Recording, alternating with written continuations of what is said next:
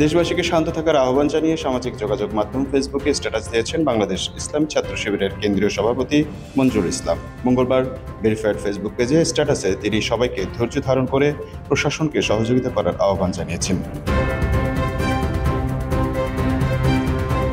পোস্টে মঞ্জুরুল ইসলাম লিখেছেন, আমাদের প্রিয় মাতৃভূমির স্বাধীনতা সার্বভৌমত্ব নিয়ে একের পর এক ষড়যন্ত্র চলছে।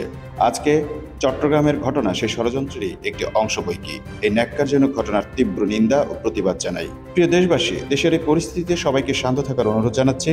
প্রশাসন সব ষড়যন্ত্রকারী ও সন্ত্রাসীদের আইনের আওতায় আনতে সচেষ্ট আছে বলে আমাদের বিশ্বাস। আমরা সবাই ধৈর্য ধারণ করি।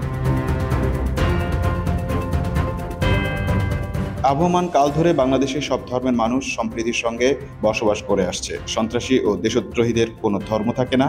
আইন শৃঙ্খলা রক্ষা বাহিনী তাদের ব্যাপারে ব্যবস্থা নেবে। এদেশের সব সম্প্রদায়ের মানুষের মাঝে সম্প্রীতি ধরে রাখার বিকল্প নেই।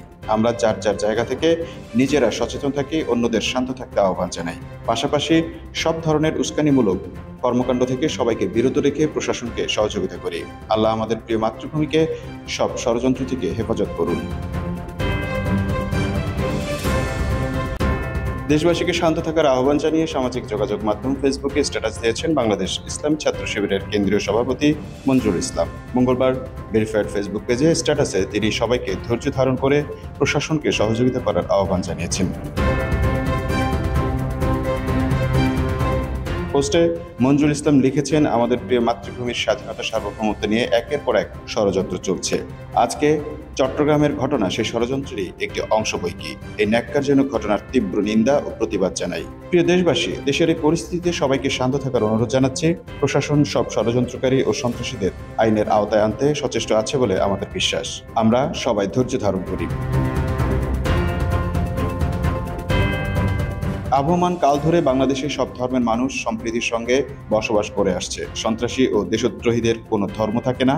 আইন শৃঙ্খলা রক্ষা বাহিনী তাদের ব্যাপারে ব্যবস্থা নেবে। এদেশের সব সম্প্রদায়ের মানুষের মাঝে সম্প্রীতি ধরে রাখার বিকল্প নেই। আমরা যার যার জায়গা থেকে নিজেরা সচেতন থাকি, অন্যদের শান্ত থাকতে আহ্বান জানাই। পাশাপাশি সব ধরনের উস্কানিমূলক কর্মকাণ্ড থেকে সবাইকে বিরত রেখে প্রশাসনকে সহযোগিতা করি।